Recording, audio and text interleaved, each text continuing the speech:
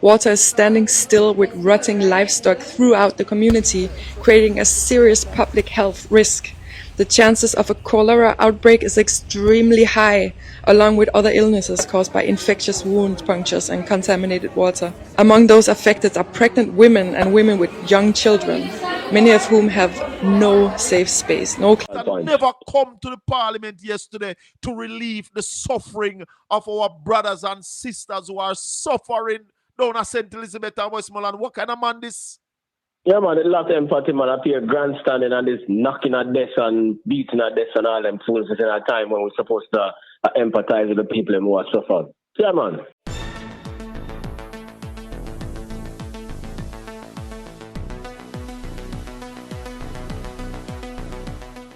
Blessings, ABR family and viewers. Welcome back to the channel. It's your girl, Isabel Rose. And in this one, international blogger gives her take after witnessing the reality at a Petersfield in Westmoreland. As well as Anju says he hears hungry babies' cries and that they have put in a systematic response to reach all the people. Meanwhile, Colin Bell and Ralston reacts, and even the opposition. Please stay tuned for the details at hand. Don't forget to like, share, and subscribe to the channel. Now, ABR family and viewers, I will let you hear from an international blogger who was down there in Westmoreland, Petersfield to be exact, witnessing what she believes is the worst thing that she had to put out there in the media space. And maybe this time around, even the labor rights will believe, because we know say them love foreigners, you know. Everybody else are Jamaican except who born a Jamaica. And so maybe they will believe this, because we've seen bloggers like us who were born in Jamaica, raised in Jamaica, when we speak out on the injustice from the government onto the people, we hear say, true, we support the People's National Party, or, you know, we are trying to tear down the government with bad mind. We heard Dr. Alfred Dawes, out of concern, you know, was speaking on the whole vulnerability of, you know, the affected areas, and was even very concerned about the slow pace of this government in treating after this hurricane. Whole heap of people, you know, still has not been reached. No relief, none whatsoever. The shelters are basically empty, no food for the people. And he spoke of, you know, foreigners coming in to assisting and maybe asymptomatic, you know, could bring forth other, you know, sicknesses, as well as he's looking at the whole water-filled areas, and he was speaking on even mosquito-borne illnesses amongst other waterborne illnesses. And a minister of science take him on, and the labor rights them run out, but them not so brilliant, you know. So you have to see with them. Half of them not so bright. And them run out and them are trying to disrespect Alfred Dawes, stating that, you know, he's looking some form of, you know, fame out of this, because him not appreciate the foreigners, them are the aids that's coming into Jamaica. Who did even say that in the first place? When he even made reference to when there was the whole, you know, earthquake in Haiti and the whole heap of relief that went there. And the people them were come to assist, brought in sickness over there. The people them were asymptomatic. And that him a look pan too, as it relates to Jamaica. No one is saying that we're not grateful. But that's how the labor rights are. They twist things into what it's not, and they defend wrong to the T when it's done on their side. But I want you to hear this international blogger. It's the same thing Dr. Alfred Dawes was saying that this blogger is speaking of.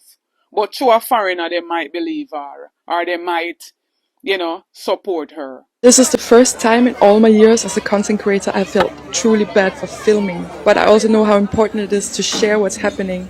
We have stationed ourselves at Petersfield High School, where the need for aid is overwhelming. It's not just about bringing nurses food and water, it's about being the people's voice. There's no water, no food, and the toilets are not working. Water is standing still with rotting livestock throughout the community, creating a serious public health risk. The chances of a cholera outbreak is extremely high, along with other illnesses caused by infectious wound punctures and contaminated water. Among those affected are pregnant women and women with young children, many of whom have no safe space, no clean water, and no sanitation. When aid arrives, the entire community lines up for hours, but what they receive lasts only a day or two.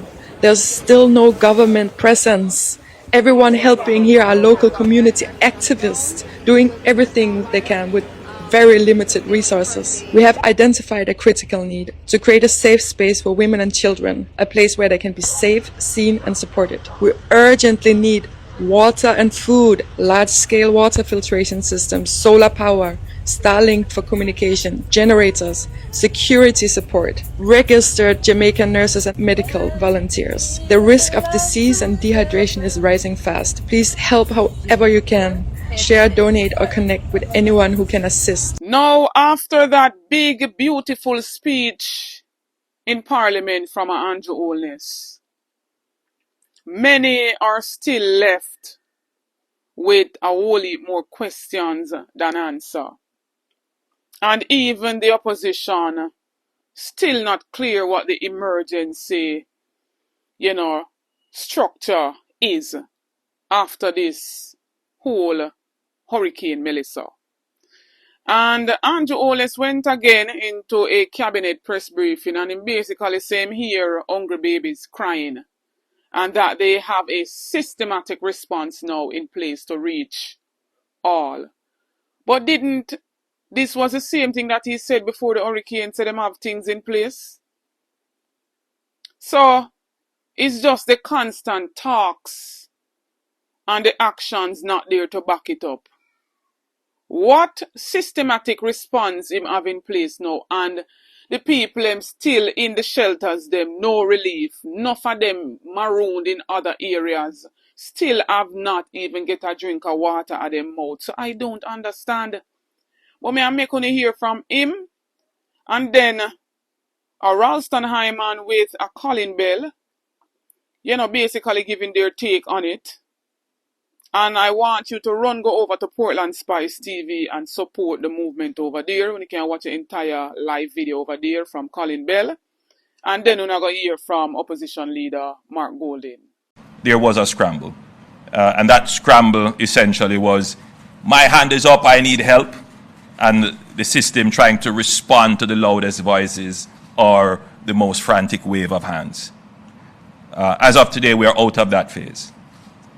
Now, a systematic response will take over in the relief effort. And you would see that the government has made certain actions to ensure that there is a systematic response. Let me say it in another way.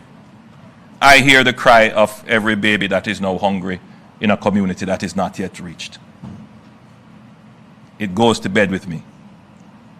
And I have to think of it in this way. Do I try myself to jump on a helicopter with a package to reach the baby that is crying?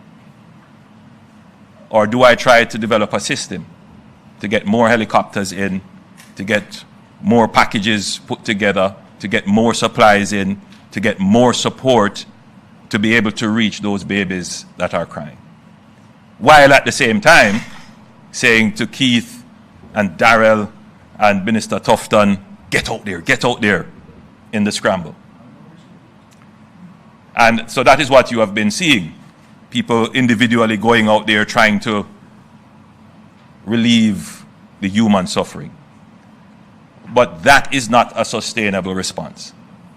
The sustainable response is what you would see the government doing now. One, we have to streamline ODPEM, both as the Office of Disaster Preparedness, which that function was done, that phase is over, and now we are in the phase of the emergency management, which is the relief. That never come to the parliament yesterday to relieve the suffering of our brothers and sisters who are suffering down at St. Elizabeth and Westmoreland. What kind of man this? Yeah, man, a lot of empathy, man, up here grandstanding and this knocking at this and beating at this and all them fools in a time when we're supposed to empathize with the people who are suffering. Yeah, man. Trust me, man. Trust me. And he wouldn't make the statement until the private sector man them send him the letter and make him know, say, rubbish you do, you know. We don't respect what you do, yeah? But him not speed up nothing. No. Speed up. No. Because until you start moving out some of these people, Rally, when you go, hey, when you see the pictures on social media, in a Rally. See the thing, man. But when you go down there in a Rally, I went down there. And when you go down there and see the people steering in space, people who are proud people, you can see say them people and they don't beg nobody nothing before. Yeah. And you see them just stand up on the roadside and they must say, anything you have, you know. Yeah, man. And then you look at the whole thing and you say, which part of them people have got a bathroom? Where them got a bathroom?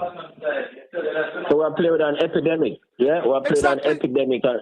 And that's why we're saying there are enough large spaces like the Trinidad and multi-purpose stadium, Catrinal, all them places. I think Catrinal underwater, them say Catrinal flood out. But there are a lot of other places. A lot of other people, man. A lot of other big spaces. Yeah. Money and all of them places, the camp and all them places, you can carry the people and clean up the place and do the thing properly, man. Yeah, man. True, man.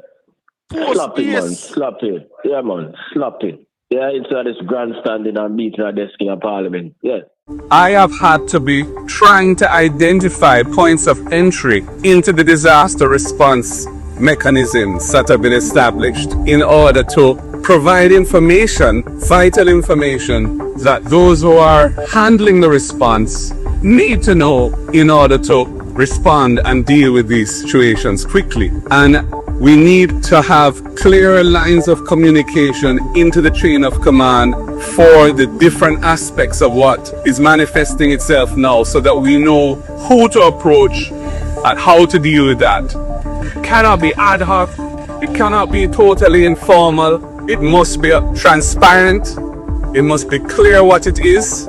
And there must be accountability for how the resources which are going to be deployed are deployed. And remember also, even the private sector basically I give them recommendations on how to manage this whole relief process. If them did start it off doing a good job, nobody would not fear give them no recommendation.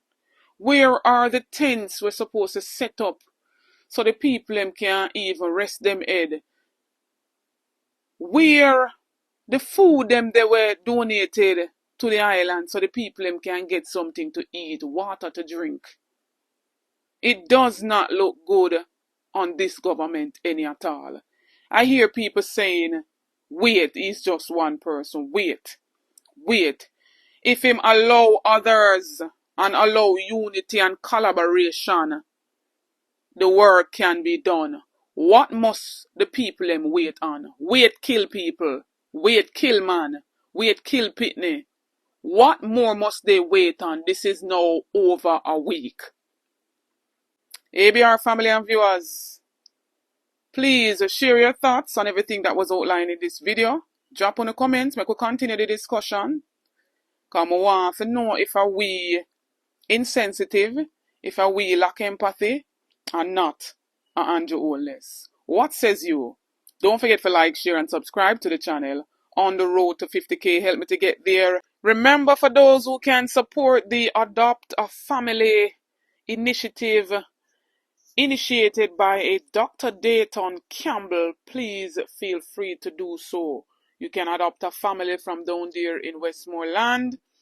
You can do monetary contribution or donate food and supplies to assist that family in getting back on their feet. Feel free to contact 1-876-565-4526. Please stay tuned for more videos. Stay tuned for more updates. Big up on yourself.